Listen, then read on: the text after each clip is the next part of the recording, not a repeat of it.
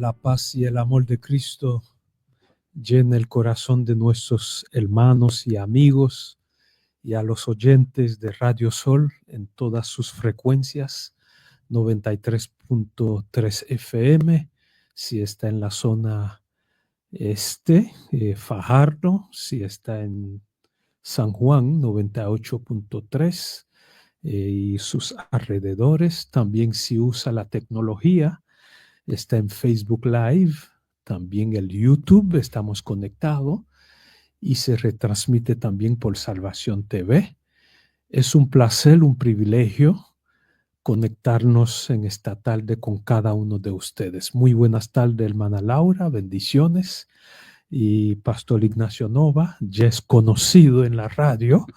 Estoy con el director de YADPA de Guatemala, está de visita aquí en Puerto Rico, pero se ha dignado en regalarnos libros. En la mañana estuvo en la emisora. Si el Espíritu le toca, pastor, y quiere regalarle en la tarde también, aquí recibimos todo lo que son regalos. Un saludo especial, Pastor Ignacio Nova, nuestro amigo. Nos conocemos hace un par de años y el Pastor Ignacio Nova ha servido al Señor como misionero tanto en República Dominicana, en Haití y actualmente está en Guatemala, y esperamos que la gracia de Cristo le acompañe junto con su esposa y sus hijos. Bienvenido, pastor. Un saludo especial a nuestros amigos de Radio Sol. Muchas gracias, Pastor Lené. Es un honor siempre poder tener este espacio para poder hablar de lo más importante siempre, que es la palabra de Dios. Un placer poder conectar con ustedes en este momento. Esperamos que la bendición de Dios pueda acompañarnos durante este tiempo que estaremos estudiando a profundidad la palabra inspirada. Amén. Vamos a pedir la bendición de Dios. Alabado sea tu nombre, oh Señor. Gracias por la oportunidad de encontrarnos una vez más en el aire para transmitir un mensaje de esperanza, un mensaje basado en el estudio sistemático de tu santa palabra, oh Señor. Permite que el Espíritu Santo nos pueda iluminar y que nuestras ideas sean ideas fundamentadas en la inspiración divina. Gracias porque tú nos escuchas y suple nuestras necesidades conforme a tu voluntad. En el nombre de Jesús. Amén. Amén, amén. Si está por el Facebook, puede compartir el enlace. Hay una flecha que está a su derecha, algunos a la izquierda. Es una flecha que dice compartir, si es español. Si es inglés, dice share. Usted puede darle a la flecha y lo puede copiar, puede compartirlo en grupos de la iglesia, también a amigos cercanos. Hoy tenemos un estudio teológico profundo, interesante. La teología del velo en la Biblia. La teología del velo. Amigos que nos escuchan quizás aquí en Puerto Rico, en Estados Unidos, no tenemos tanta dificultad por el círculo que nos rodea, pero sí, tanto el pastor Nova como su servidor estuvimos en el Caribe, donde hay cultura que las damas se sienten obligadas de cubrir su cabeza. Hay culturas, el concepto del velo tiene que verse desde el enfoque denominacional. Diferentes tipos de denominación usan el velo conforme a su creencia o a la adaptación de su teología. Ejemplo, tenemos el hijab o hijab que usa las mujeres musulmanes. Eso es un tipo de protección, símbolo de humildad, pero es una obligación hacerlo. Tenemos también la kipá. La palabra kipá es cúpula, cubrir. Es de la misma idea del Antiguo Testamento de Kippur, tapar. Entonces los judíos varones usan kipá para tapar su cabeza como símbolo de una entrega total. Tenemos ejemplo en el cristianismo, la Iglesia Católica, las monjas usan el velo, símbolo de humildad, símbolo de una entrega total. Entonces, dentro de la Iglesia Adventista o el cristianismo, tenemos el velo, que es un tema que en muchas culturas se discute, pero en otras culturas quizás no se ve tanto. ¿Qué nos puede decir, pastor, de ese concepto de los velos en la Biblia? ¿Desde qué perspectiva podemos ver el velo?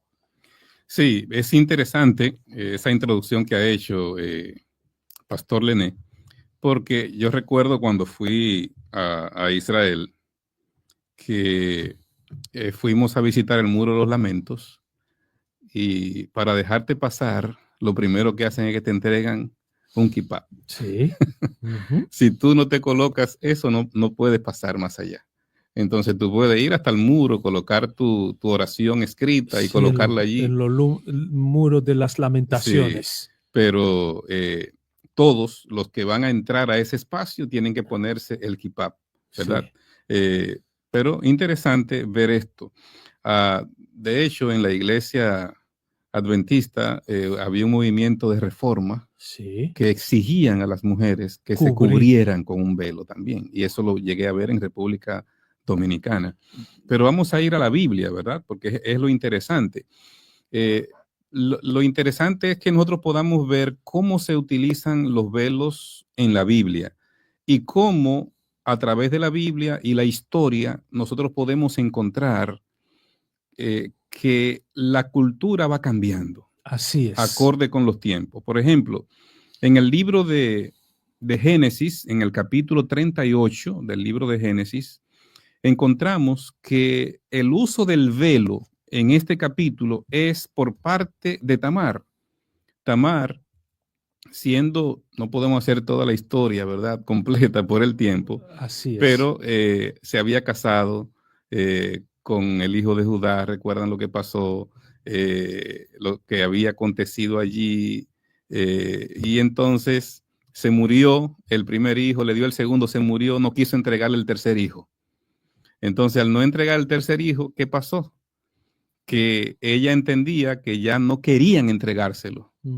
Y entonces armó toda una estrategia para convivir con el papá. Y lo primero que hizo fue vestirse como se vestían las prostitutas.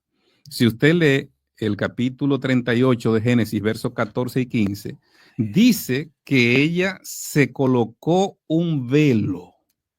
Allí está el texto, sí, que ella se colocó un velo, dice directamente. Y voy a leer el texto. Génesis 38, 14. Entonces se quitó ella los vestidos de su viudez y se cubrió con un velo. Tremendo. Y se arrebozó y se puso a la entrada de Enaín, junto al camino de Timnat, porque veía que había crecido Sela y ella no era dada a él por mujer. Entonces, en el Antiguo Testamento se usaba el velo para configurar otro concepto de la mujer. Ejemplo, la mujer pura no usaba velo. ¿Quién usaba el velo? La prostituta. En el Antiguo Testamento. En el Antiguo Testamento lo estamos viendo así. Después vamos a ver otro enfoque religioso también del velo en el Antiguo Testamento. Pero sí, aquí lo primero que podemos ver es que desde que Judá ve a esta mujer, sabe que es prostituta. Y entró a ella sabiendo que iba a ser un pago. Entonces, ya estamos viendo aquí el uso del velo muy diferente a como estamos viendo posteriormente que se usa el velo. Normalmente tomamos el concepto del velo desde la luz del Nuevo Testamento, desde el enfoque neotestamentario. Pero si queremos hacer un estudio más profundo hay que ver todo. Por eso el velo no era del sistema griego, tampoco romano. El velo era de la Torá, del concepto del Antiguo Testamento. Para entender el velo, no podemos verlo desde la perspectiva paulina, desde el pensamiento paulino. Tenemos que ver el velo desde el Antiguo Testamento. Por eso iniciamos desde el Antiguo Testamento. Así es. Así que este concepto en esa cultura, en ese tiempo, era muy contrario. Eran las prostitutas que se cubrían. Después vemos un cambio porque Moisés va a la presencia de Dios. Cuando desciende de la presencia de Dios, su rostro resplandece y la gente se atemoriza y no quiere estar cerca de Moisés, y Moisés dice, pero ¿qué es lo que pasa? ¿Por qué me huyen? ¿Qué pasa? Y le dicen, es que tu rostro brilla, está resplandeciendo tu rostro. Entonces, ¿qué tuvo que hacer Moisés? Dice la palabra inspirada. Tuvo Moisés que colocarse un velo. Tremendo. Colocarse un velo para cubrir la gloria de Dios que se reflejaba en él. Entonces, este es un uso diferente, ¿verdad? Porque está ahora para que la gente no se asuste, no se atemorice. Ahora Moisés se coloca un velo. Tenemos que ver, estamos dando una introducción para que usted entienda el concepto teológico del velo. Aprovechamos para saludar a nuestro amigo Ramón Medina, Dios le bendiga. Lilian Velázquez, Dios le bendiga. Gracias por estar conectado. Algunos están ahí, pero no podemos ver el nombre. Están por diferentes plataformas, pero gracias por estar con nosotros. El velo. Me gustaría, pastor, verlo desde el concepto de Pablo. Después podemos volver al Antiguo Testamento para mirar qué dice Pablo. Es un texto conocido. Yo recuerdo recién bautizado en la iglesia adventista, había un anciano que se enojaba si las damas no entraban con velo. Incluso él se iba de la iglesia. Él entendía que eso era un irrespeto hacia Dios, no cubrirse la cabeza. Primera de Corintios, capítulo 11, es un capítulo donde Pablo habla del atavío de las mujeres. Y dice, os alabo, hermanos, porque en todo os acordáis de mí y retenéis las instrucciones tal como os las entregué. Pablo usa una expresión aquí, instrucciones. El velo, el atavío de las mujeres, en ese concepto Pablo está hablando de instrucciones, la costumbre de la Torá. Torá quiere decir instrucción, ley, enseñanza. Pablo está diciendo conforme a la Torá, es decir, conforme a lo que se enseñaba en el Antiguo Testamento. Y eso tiene otro concepto también. No es un mandato divino, es decir, son consejos. Pero quiero que sepáis que Cristo, Pablo empieza diciendo que Cristo es la cabeza de todo varón. Y el varón es la cabeza de la mujer. Y sigue diciendo, y el varón es la cabeza de la mujer y Dios es la cabeza de Cristo. 3 aspectos, 3 niveles. Cristo es la cabeza de todo varón y el varón es la cabeza de la mujer y Dios es la cabeza de Cristo. 3 niveles. Cristo, el hombre y Dios. 3 niveles. Pablo está tomando un lenguaje del Antiguo Testamento no para hablar en contra de las mujeres, no para decir que las mujeres no sirven para nada, no para decir que el hombre tiene autoridad. Pablo empieza que Cristo es la cabeza. El velo en ese concepto va a la cabeza. Pero Cristo, Pablo está haciendo una teología de compartir, de comunicación, de sometimiento uno con el otro. Y en ese aspecto tenemos que verlo desde la luz del Antiguo Testamento. Para ello, nosotros hemos visto un estudio en Génesis capítulo 1. Génesis capítulo 1 presenta esos 3 niveles con mucha claridad. Pablo dice, Cristo el hombre y luego Dios. 3 niveles. Entonces, en el Antiguo Testamento miramos que en el libro de Génesis, capítulo 1, 26, dice, Dios creó al hombre. Esa expresión hombre en el Antiguo Testamento es singular. Es singular, ish, hombre.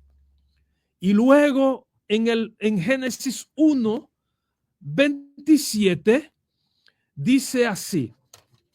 Dice que Dios creó, varón y hembra los creó. Génesis 1, 27. Varón y creó Dios al hombre a su imagen. Imagen de Dios los creó. Varón y hembra los creó. Primero, ese Adán, el hombre de Génesis 1, 26 es singular, pero 27 es plural. Y miramos eso en el versículo 28, Génesis 1, 28 dice, los bendijo Dios y les dijo, plural. Pero en Génesis 2, miramos versículo 18 en adelante, dice la Biblia, no es bueno que el hombre esté solo. Ese plural, Dios dice que no es bueno que el hombre esté solo. Ese ejemplo bíblico es un compartir, es una comunicación, es una coordinación entre el hombre y la mujer. Sin embargo, en Génesis capítulo 3, cuando la serpiente Nahash persigue, tienta a la mujer, no dice varón y hembra, no dice que la mujer que fue tentada es esposa de Adán, no. En Génesis 1:27, varón y hembra es Nahashot. Es una expresión para decir los esposos, la pareja, Nahashot. Pero cuando en Génesis 3 Eva es tentada, no dice la esposa de Adán, sino dice Isha, la mujer. Pablo toma ese mismo lenguaje en el Nuevo Testamento para decir, Cristo es la cabeza, el hombre de la mujer y Dios de Cristo. Es para demostrar esa comunión que hay entre la divinidad y la humanidad. Es la misma comunión que debe existir entre el hombre y la mujer. Pablo no está rechazando a la mujer. Pablo está diciendo mujer y hombre. Como el hombre tiene deber con Cristo, la mujer tiene deber con su esposo. Es para que haya un sometimiento, pero no un sometimiento obligado, sino compartir, que el hombre reconoce la fortaleza de su mujer, que la mujer pueda compartir con su hombre. Ahora vivimos una cultura independiente. La mujer quiere estar sola, la mujer quiere gobernar, el hombre quiere estar solo, el hombre quiere mandar. Eso es lo que Pablo está haciendo un llamado especial. Después de mirar el aspecto de los velos, vamos a retomar de nuevo ese aspecto que Pablo quiere resaltar. La no independencia, la soledad del hombre, la soledad de la mujer creyendo que puede hacer todo solo. El hombre que piensa que puede hacer todo solo es un contexto antibíblico. No es de la idea de Pablo. Por eso Pablo empieza con Cristo, el hombre y Dios. Los niveles son importantes. Adelante, excelente, pastor. Excelente. Muy bien. Quisiera que veamos un texto que aparece en el libro de Ezequiel, en el capítulo 13. Ezequiel capítulo 13, versos 17 al 21. Vamos a leerlo para que veamos cómo se estaba utilizando el velo en el tiempo de Ezequiel. Dice, y tú, hijo de hombre, pon tu rostro contra las hijas de tu pueblo que profetizan de su propio corazón y profetiza contra ellas. Di, Así ha dicho Jehová el Señor. Hay de aquellas que cosen vendas mágicas para todas las manos y hacen velos mágicos para la cabeza de toda edad, para cazar las almas. ¿Habéis de cazar las almas de mi pueblo para mantener así vuestra propia vida? ¿Y habéis de profanarse en medio de mi pueblo por unos puñados de cebada y unos pedazos de pan, matando a las personas que no deben morir y dando vida a las personas que no deben vivir, mintiendo a mi pueblo que escucha la mentira? 20. Por tanto, así ha dicho Jehová el Señor, yo estoy contra vuestras vendas mágicas con las que cazáis las almas al vuelo.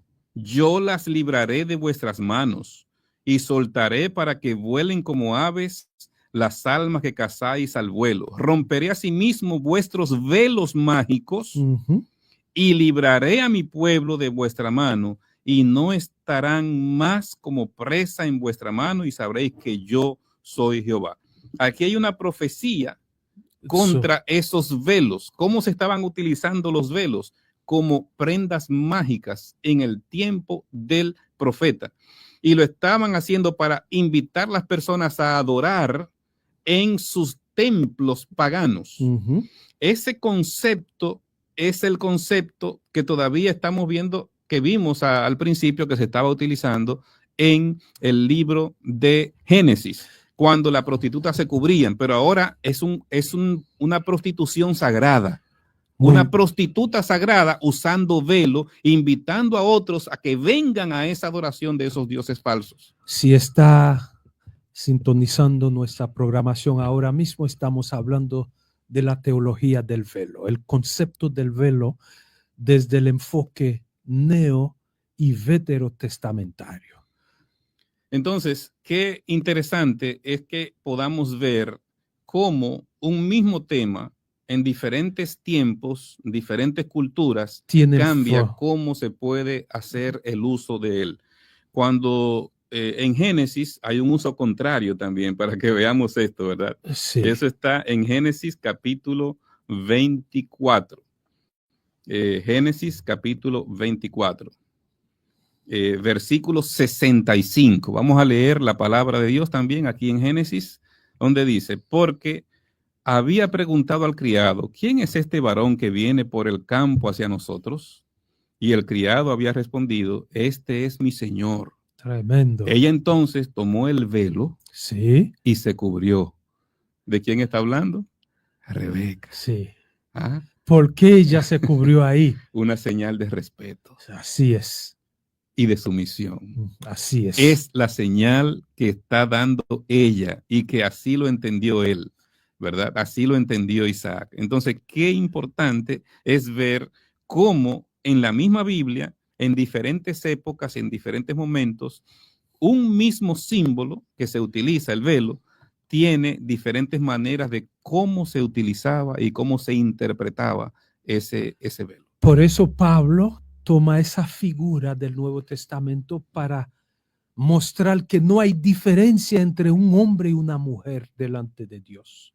El hombre que no obedece a Dios, pero llega en el templo con autoridad, no está cubriendo su cabeza, que es Cristo, que es la cabeza. ¿Me doy a entender? Es decir, si el hombre no es obediente a la voz de Dios, no es sumiso a la voz de Dios, tiene el mismo efecto con la mujer que se cubre pensando que está agradando al Señor. Si el hombre obedece a Cristo, entonces Cristo llega a ser ¿qué? La cabeza del hombre. Cristo es la cabeza del hombre. Ahora, si la mujer cubre la cabeza en el templo, pero no se lleva bien con su esposo en la casa, no vale la pena. Cubrir la cabeza no vale la pena. Por eso Pablo dice, el hombre, la mujer debe someterse. No está diciendo que el hombre debe hacer que la mujer se someta. Es diferente, ¿eh? Es la mujer que toma la iniciativa. Esa iniciativa es para compartir, comunicar, reconocer que delante de Dios somos iguales. Amén, amén. Hay un principio que debemos seguir siempre que vamos a interpretar la Biblia. Yo lo encuentro ese principio en el libro de Isaías, el capítulo 28, versículo 13. Me gustaría compartirlo porque para que entendamos por qué estamos al tratar este tema yendo Antiguo y Nuevo Testamento. El principio hermenéutico de cómo se interpreta la Biblia lo dejó el Señor aquí en Isaías 28, 13. La palabra pues de Jehová le será mandamiento tras mandamiento, mandato tras mandato, renglón tras renglón, línea sobre línea, un poquito aquí, un poquito allá, hasta que vayan y caigan de espaldas, sean quebrantados, atrapados y aprisionados. Ese texto nos está diciendo que Dios no ha revelado todo en un solo texto. Así es. Usted tiene que ver el contexto de ese texto, tiene que ver un poquito aquí, un poquito allá, un mandato aquí, otro mandato allá, y ver el tema a la luz de todo lo que Dios ha dicho a través de los tiempos. Por eso, me gustaría que veamos cómo Salomón utiliza también el tema del velo y lo aplica en el aspecto romántico aquí de la alcoba. Dice el versículo 1 de Cantares capítulo 4. Cantares 4. 4:1. Estamos leyendo la palabra de Dios. La Biblia habla, la Biblia responde. Qué hermosa eres, amada mía. Qué hermosa eres. Tus ojos son como palomas en medio de tus guedejas.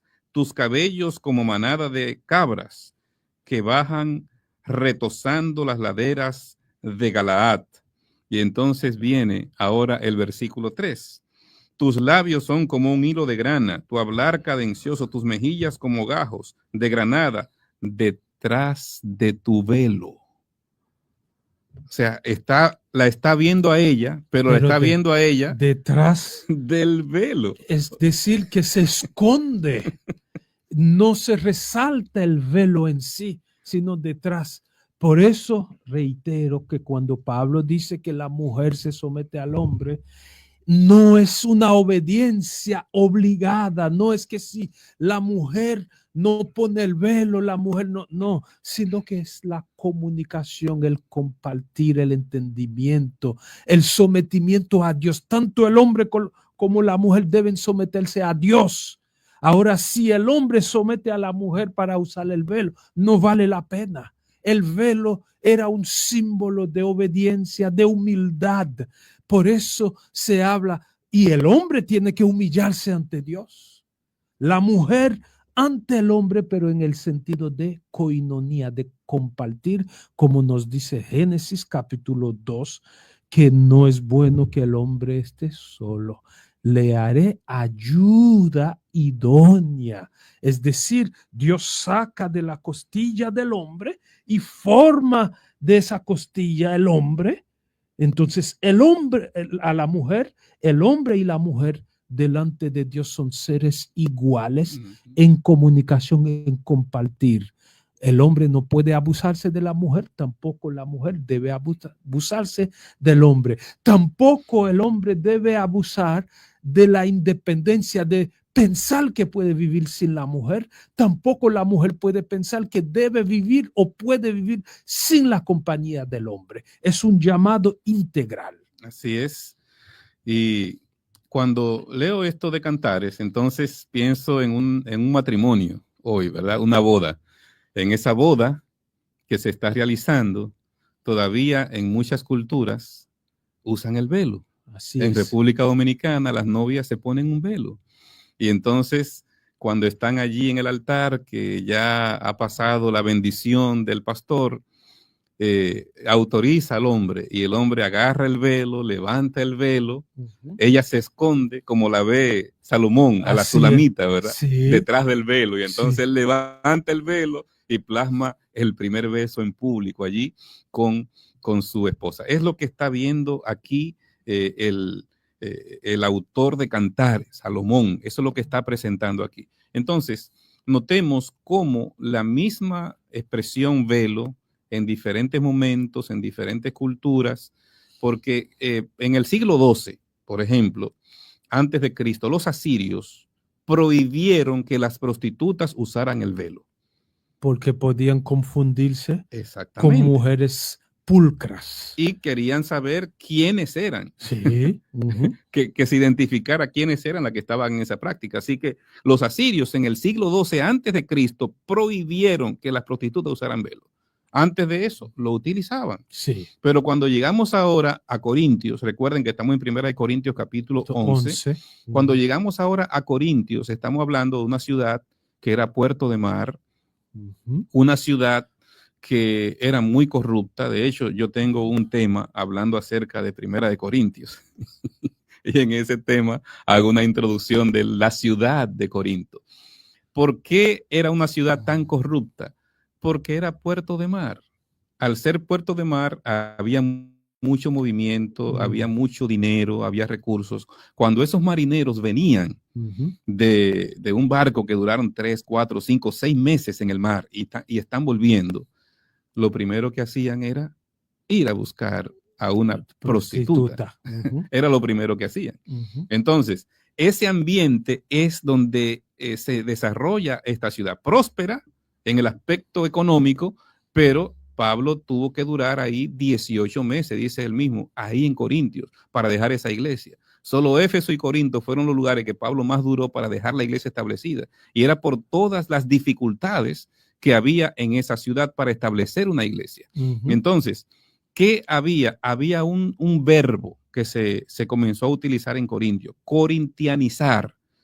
¿Qué era corintianizar? Mundanalizar. Exactamente. Estaba hablando de una expresión de tú hacer lo que te guste, de tú hacer lo que quieres, de tú disfrutar la vida, de tú vivir la vida loca, como dicen hoy. No había control entre la que eran del mundo y la de la iglesia, tanto en la forma de hablar, vestimenta y comportamiento.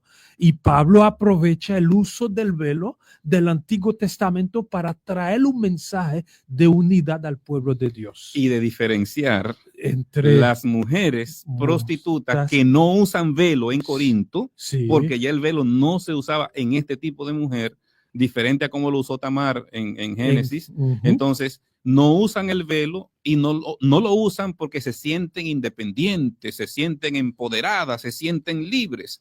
Entonces, como no usan el velo ya en este tiempo y van a buscar hombres para ofrecer culto a sus diosas, a los dioses que ellas servían, entonces Pablo ahora está marcando una diferencia y está diciendo a las mujeres que usen el velo para que no se confundan con esas mujeres que no usan el velo, porque las que no usan el velo lo que están es buscando hombres para ir a corintianizar. Así es. Permíteme saludar a los amigos. Noel Sosa, hace días que no lo miraba. Luis Soto, bendiciones. Gracias por su comentario. Mi esposa Daisy, que está viendo. Julio Delgado, bendiciones. Gracias por estar. Guillermo, nuestro hermano Dolores, bendiciones. Que Dios les bendiga. Pueden compartir el enlace y también el programa está en línea si usted quiere compartirlo con alguien en el futuro. El velo, la teología del velo. Hubo un momento donde las cristianas eran las que usaban el velo. En el Nuevo Testamento, Pablo dice, mire, las mundanas como Tamar, las prostitutas, usan el velo porque no se le ve la cara, no se le puede distinguir. Entonces ahora Pablo hace un llamado a las mujeres de la iglesia de Corinto que tanto sacrificio tomó para levantar ese pueblo, ese grupo, esa iglesia. Entonces Pablo dice, mire, no porque maltrato a las mujeres, no porque no creo en ellas, sino vamos a hacer esa diferencia.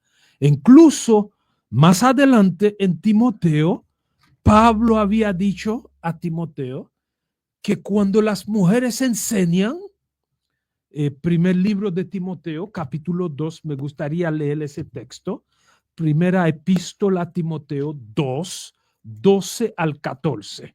Primera epístola de Timoteo 2, 12 al 14. Dice así, no permito a la mujer enseñar, ni ejercer dominio sobre el hombre. El contexto de el control.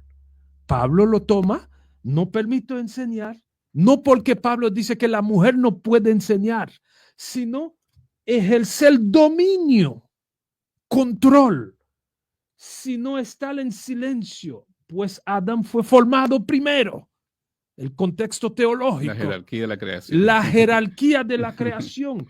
Sino que Adán no fue engañado, sino que la mujer fue engañada. La mujer, estando solitaria, abandona el hombre y es engañada por la serpiente. Entonces dice, sino que la mujer, siendo engañada, incurrió en transgresión, pero se salvará engendrando hijos si permanece en fe, amor, santificación con modestia. Es un concepto de comunicación, compartir, no de autoridad. Si el hombre usa su autoridad sobre la mujer, el hombre es tan errado como la mujer. Si la mujer usa su autoridad, si la mujer no obedece los lineamientos, entonces es el mismo concepto. Por eso Pablo, al llegar, las mujeres eran tan liberales que trabajaban para sostenerse y muchas de esas mujeres hacían oficios de prostitución. Entonces Pablo quiso poner un límite dentro del pueblo de Dios, pero era un contexto cultural de ese momento. Estamos viendo el tema de la teología del velo en las Escrituras. Hemos estado mirando textos del Antiguo y del Nuevo Testamento. Y quisiera que leamos con un poquito más de amplitud, que no hemos leído todo el texto. No. Leímos solo algunos pasajes de 1 Corintios capítulo 11. Vamos a leer versículo 6 en adelante.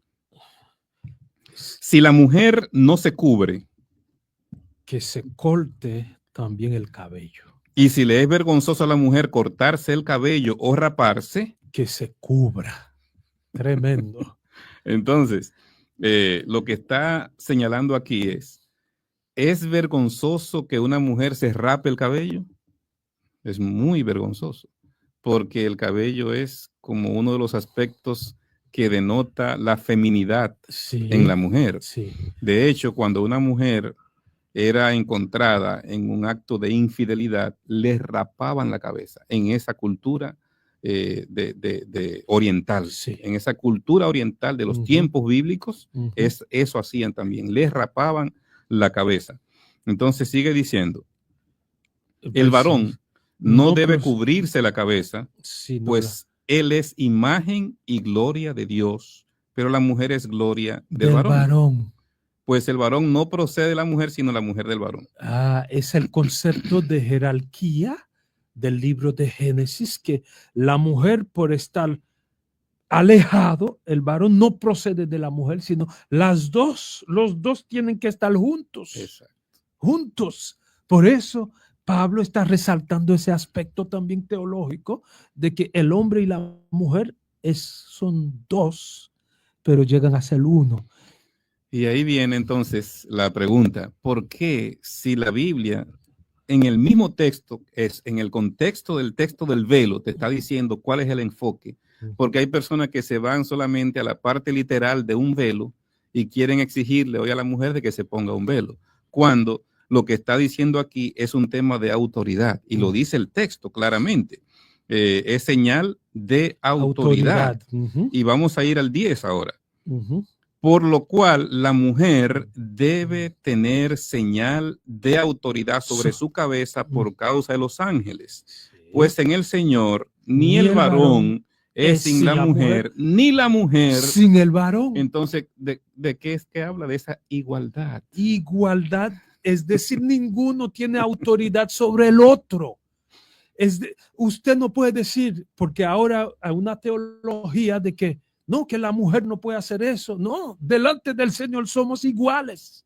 Hay culturas donde el hombre no acepta que la mujer hable. Hay iglesias donde no permiten que la mujer tome la Santa Cena. Porque cogen literalmente el texto que tú leíste. El texto que yo leí. Y hay iglesias donde la mujer está a la derecha y el hombre a la izquierda o viceversa. Y hay culturas donde la mujer no puede hacer nada. Dentro de nuestra teología hay discusiones durante años sobre la mujer y su función como líder de la iglesia. Hay iglesia todavía que no acepta que una mujer sea anciana, no acepta que una mujer sea líder. Entonces todo ese concepto, pero Pablo no está diciendo eso. Pablo está diciendo, ni la mujer tampoco el hombre pueden ejercer autoridad uno sobre el otro, sino igualdad delante de Cristo, porque la cabeza de la iglesia finalmente es Cristo. Amén, amén, y la amén. cabeza de Cristo es Dios. Juzgad vosotros mismos, dice el versículo 13. ¿Es propio que la mujer ore a Dios sin cubrirse la cabeza? La naturaleza misma nos enseña que al varón le es deshonroso dejarse crecer el cabello.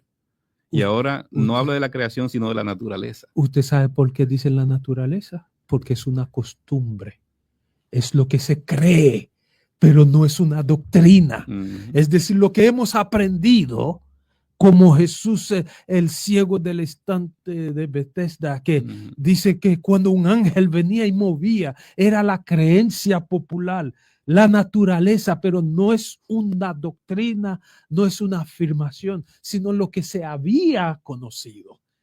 Y el verso 15, por el contrario, a la mujer dejarse crecer el cabello le es honroso, porque en lugar de velo le es dado el cabello. A menos que haya una causa de salud, que conocemos muchos casos, exacto. que tienen que quitar los cabellos por quimioterapia, por tratamiento, y a veces hay cierto hongo. Fuera de ahí, los cabellos de la dama representan su honradez. Exacto. Ahora, mira, lo que a mí me impresiona también es ver cómo termina Pablo este tema, diciendo en el 16, con todo, si alguno quiere discutir, sepa que ni nosotros ni las iglesias de Dios tenemos tal costumbre. Ni nosotros ni la iglesia. O sea, no es un tema para que empecemos a discutir, a crear división, separación, conflicto. No es eso. Sí. Lo que queremos es poner orden en la iglesia. Sí. Y que haya una distinción marcada entre las mujeres cristianas y las mujeres que están buscando están buscando ellas exhibirse en primer lugar, sentirse empoderadas y buscando esos marineros que acaban de llegar para ir a llevar a rendir culto a sus dioses paganos. Yo creo que cuando nosotros miramos cómo Pablo termina ese texto, entonces nos da un contexto mucho más amplio de otros temas que trata él también en la misma carta a los Corintios. Cuando Pablo habla de esto, está también haciendo un enfoque de los débiles en la fe. Hay personas que no entienden cuando Pablo habla del tema de los débiles en la fe, era hablando de la carne sacrificada a los ídolos. Y bueno, hay algunos, en el 1 Corintios capítulo 8, hay algunas personas que van a la carnicería y compran, pero ¿qué sucede? Mucha de esa carne posiblemente ya fue sacrificada a los ídolos, a los dioses. Entonces, después que los sacerdotes de esos templos paganos recibían el sacrificio, ¿qué hacían con la carne? La vendían en la carnicería. Entonces, en la carnicería vendían carne que ya fue ofrecida primero a un ídolo. Y el cristiano recién convertido que sale del mundo pagano, que viene de ese ambiente de adoración a esos ídolos, cuando ve a este cristiano ya maduro comprando carne que ya fue sacrificada a los ídolos, dice, pero ¿cómo es posible que compre una carne que fue sacrificada a un ídolo? Eso está contaminada por ese ídolo. Entonces eso trajo un conflicto en la iglesia de Corinto, justamente en esta iglesia. Bueno, pastor, hay un concepto cultural que yo conozco bastante bien. Ustedes saben que en Haití se practica mucho la brujería. El vudú especialmente. El vudú es una creencia. Y del 1 al 3 de noviembre hay mucha gente que viajan a los cementerios para ofrecer comida a los muertos. Y han hecho comida en familia.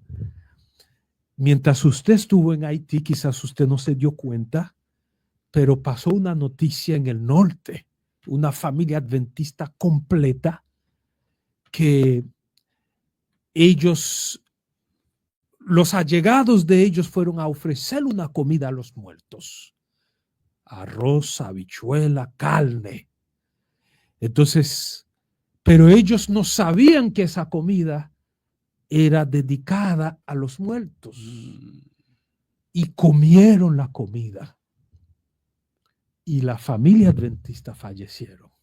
Wow.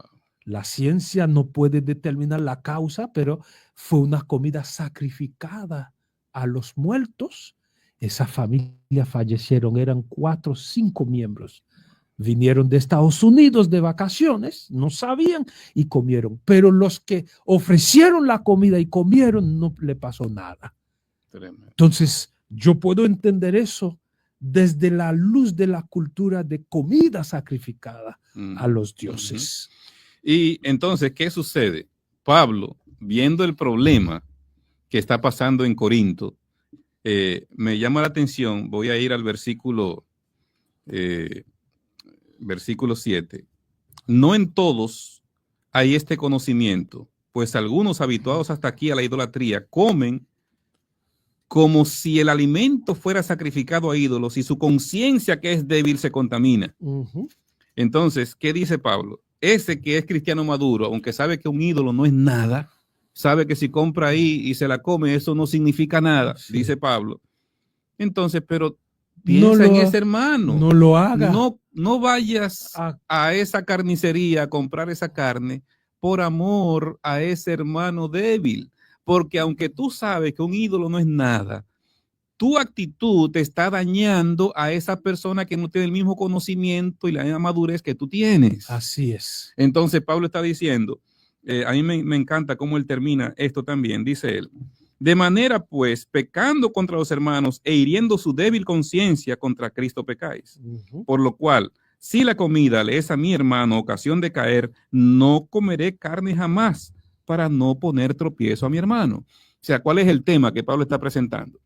Cualquier aspecto que pueda ir para yo ponerle tropiezo a alguien, yo tengo que buscar la manera de no hacerlo. Así es. El problema es comer carne. Dice, yo mejor no como carne jamás, con tal de no ser tropiezo para otro. Así o sea, es. Ahora estamos hablando del velo. Sí. ¿Qué es lo que pasa? Que las mujeres de Corinto no usan velo y están queriendo empoderarse abiertamente para atraer a los hombres. Las cristianas marquen diferencia. Así es, porque en ese momento era necesario marcar esa diferencia. Exacto. Y el velo era un símbolo de obediencia, de humildad en aquel entonces. Exactamente. Por eso Pablo está hablando que las mujeres en ese tiempo podían diferenciarse entre las cristianas y las mundanas. Así es. La pregunta sería, ¿hoy podemos seguir la misma práctica? ¿Hay necesidad de que en la iglesia se exige el velo o cubrirse la cabeza? ¿O las culturas donde se usan el sombrero? Yo era pastor en Turcos y Caicos por las Bahamas y los sábados era un desfile de sombrero. Parecían a la reina de Inglaterra con su sombrero. Eran reuniones y era amarillo, rojo, azul, y veía ese desfile, sombrero que daban a la derecha, otras a la izquierda, un desfile. ¿Es necesario hoy cubrirse la cabeza? Cuando miramos el contexto histórico en que Pablo está hablando de esto, nos damos cuenta que hoy no tenemos ese problema. Hoy no tenemos una situación donde las mujeres que se cubren el cabello son mujeres de dudosa reputación. Entonces, hoy no tenemos las razones por las que Pablo hizo esta recomendación. Hoy no existen. Así es. Por lo tanto, si nosotros estamos viendo lo que es la Biblia y viendo el contexto en que se escribió esto, si las condiciones por las que Pablo dijo eso hoy no existen, entonces esta recomendación no tiene ningún sentido que se aplique en la iglesia de hoy. En la iglesia de hoy. Por eso saludamos a nuestro hermano Guillermo y hermana Sonia. Gracias por estar conectado. También saludamos a Héctor. Bendiciones. al pastor José Fernández. Bendición para usted, pastor, un abrazo igual. Hoy en día, nuestro velo es Cristo. Incluso Cristo rompió el velo del templo. Cuando los judíos estaban preocupados, el velo del lugar santo al lugar santísimo, la presencia de Cristo rompió ese velo en dos. Ahora el velo está abierto. No hay necesidad de usarlo, ni como kipá, ni como hijab, ni como cubierto en la cabeza. No hay necesidad del velo. La mujer puede exhibir su cabello con decencia y modestia, como dice el apóstol Pablo. No tenemos que hacerlo para llamar la atención, pero no hay necesidad de cubrir la cabeza. El hombre nunca tuvo la necesidad, tampoco hoy, pero nuestra cabeza debe ser simple, lo más modesto posible, porque nuestra cabeza es Cristo Jesús. Amén, amén. Hay un texto de Pablo, también ahí en 1 Corintios. Este libro es fabuloso, ¿verdad? Así es. Fíjense lo que Pablo le dice a la misma iglesia de Corinto, en el capítulo 13, versículos 11 y 12. Si así ya tú tienes la madurez, ¿qué se espera de ti al entender, al tener el concepto de que el amor a Dios, el amor al prójimo, tiene que hacer las cosas pensando en si afecta o no a otro? Dice el apóstol, cuando yo era niño, hablaba como niño, pensaba como niño, juzgaba como niño. Pero cuando ya fui hombre, dejé lo que era de niño. Ahora vemos por espejo oscuramente, pero entonces veremos cara a cara. Ahora conozco en parte, pero entonces conoceré como fui conocido. O sea, hay etapas que tenemos que ir superando, ¿verdad? Entonces, en la medida que vamos madurando en la fe, en el conocimiento de Dios, hay que ir dejando de juzgar a otros. Así es. Hay que ir dejando de hacer las cosas porque otro lo dijo o porque yo quiero maltratar a alguien, que no me importa lo que piense esa persona. No, tengo que pensar en el prójimo. Quiero resaltar esa palabra someteos. Cuando Pablo usa esa expresión, que el hombre tiene que someterse a Cristo, la mujer al hombre, Cristo a Dios. La palabra someteos en el idioma griego es cooperar. No es obligado, no es subyugado, no es maltratado, es cooperar. Cuando dice que la mujer tiene que someter al hombre, es cooperar con el hombre. Si usted tiene una mujer que te ayuda a pagar el alquiler, que te ayuda a pagar el mortgage, es una cooperación. La mujer se está sometiendo. Si usted tiene un esposo también que cubre los gastos, es someter. Cristo con la iglesia se ha sometido. Cristo coopera con su iglesia. Cristo vela por la iglesia. El llamado de Pablo no es un maltrato.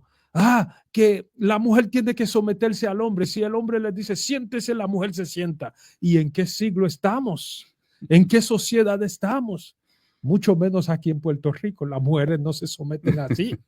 Entonces las mujeres parece están practicando la Biblia aquí, porque no es lo que Pablo está diciendo. Si hay una cultura donde la mujer dice al hombre, camina, el hombre dice a la mujer, camina, y la mujer camina, eso no es el concepto bíblico.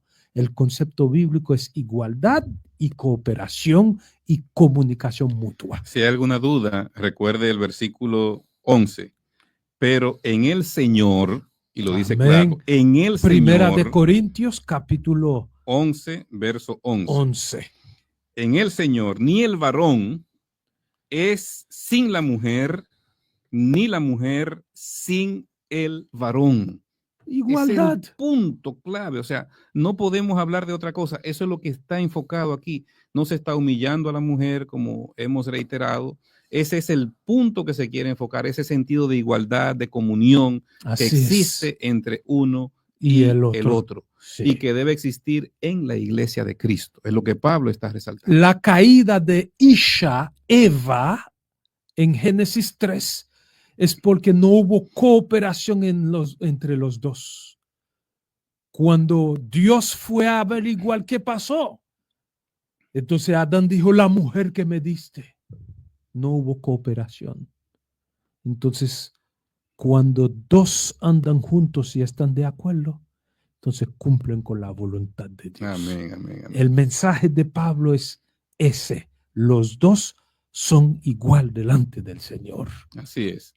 Así que el velo en 1 Corintios capítulo 11, como lo hemos visto hoy, era un aspecto cultural por condiciones que se daban en ese momento en la ciudad de Corinto, que hoy no existen. Sí. Y que Pablo hace la recomendación para hacer una distinción clara entre las mujeres cristianas y las mujeres de Corinto, que estaban llamando a corintianizar a los que llegaban a esta ciudad. Así es. Hoy no hay necesidad de que se coloque un velo porque las condiciones por las que se dio esta recomendación desaparecieron en este tiempo. No existe más y no importa la cultura donde esté. No importa la imposición gubernamental, no importa la idea de un hombre hacia la mujer. Bíblicamente, el hombre y la mujer tienen su igualdad y no deben someterse para el uso de un velo. No solo el velo, a veces hay iglesias que dicen si usted no pone una media, no puede subir. Incluso hay iglesias que tienen medias para que la mujer pueda usar. En aspecto de la salud, yo no uso media de otra gente, ni una mujer ni un hombre. Por lo tanto, vamos a dejar esa costumbre que no existen, que no van a ser útiles a la iglesia de hoy, sino que Cristo sea el centro de nuestra vida. Pastor, en 30 segundos, ¿qué consejo usted nos puede dar para terminar? Que seamos maduros en la fe. Amén. Que pensemos en el bienestar del prójimo, en los débiles en la fe. Y si tengo que dejar de hacer algo o decir algo por amor al prójimo, aunque él no entienda lo que yo estoy haciendo, yo lo voy a hacer o lo voy a dejar de hacer con el objetivo de yo poder apoyar y ayudar espiritualmente a esa persona.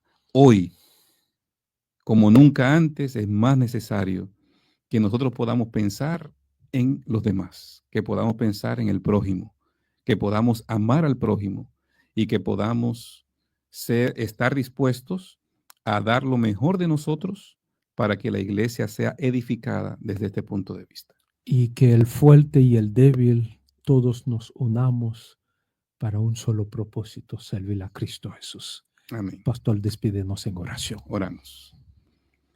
Eterno Padre y Dios de misericordia, muchas gracias, porque las cosas que se escribieron antes para nuestra enseñanza fueron escritas.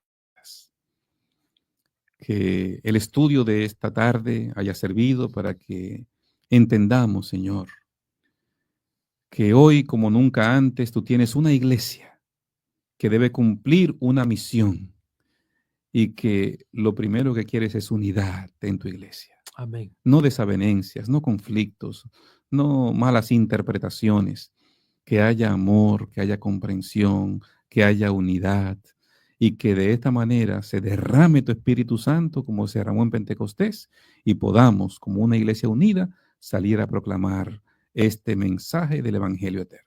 Amén. Danos tu bendición el resto de esta tarde, en el nombre de Jesús. Amén. Amén. Hasta la próxima, amigos. Dios les bendiga. Gracias.